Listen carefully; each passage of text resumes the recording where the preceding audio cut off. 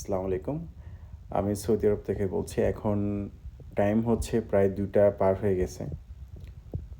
তো আমি ফেসবুক বিষয় নিয়ে কোনো কথা বলতেও আসিনি।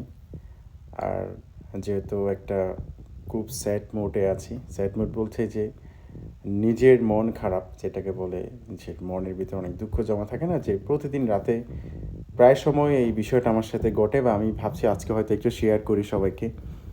ঠিক আছে? একটু প্রকাশ করি। প্রকাশ করে হয়তো যেহেতু একটু সান্ত্বনা দেওয়া যায় নিজের মনটাকে। সৌদি আরবে তো প্রায় দীর্ঘ কয়েক বছর যাবৎ কেটে যাচ্ছে। তো প্রতিদিন যখন ঘুমাই না, এই যে আমার চোখ দেখতে পাচ্ছেন লাল হয়ে গেছে। তো প্রতিদিন যখন ঘুমাই, তো ঘুম আসে অনেক পরে। চিন্তা করি যে মাথার ভিতরে বিভিন্ন ধরনের চিন্তা চলে আসে।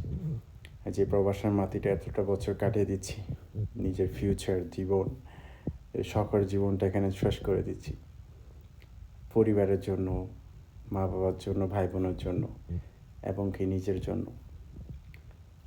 তো চোখের কোণে পানি চলে আসে এই জন্যই যে মানে একটা মানুষ তার পরিবারের জন্য তার নিজ জীবনকে বিসর্জন দিয়ে ফেলে, তার ভবিষ্যতের জন্য, তার মানে যে জীবনটাকে আরও সহজ করার জন্য।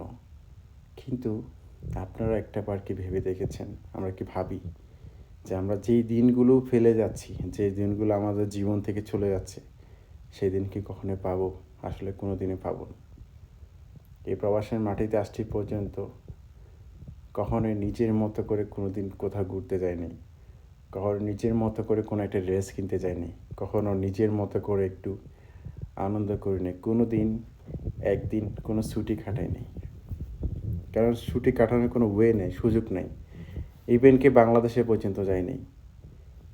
তো আপনারা বলতে পারেন যে কেন আমরা প্রবাসীরা কেন বাংলাদেশে খুব কম যাই, দেশে বিদেশে আসলে কেন যেতে চায় না।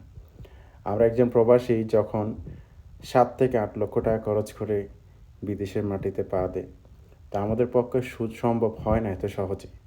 আর বাংলাদেশটা তো এত সহজ না। এবার অন্যান্য দেশ থেকে একটা মানুষ যে পরিমাণ সহজে আসতে পারে, এটা কিন্তু কেউ আসতে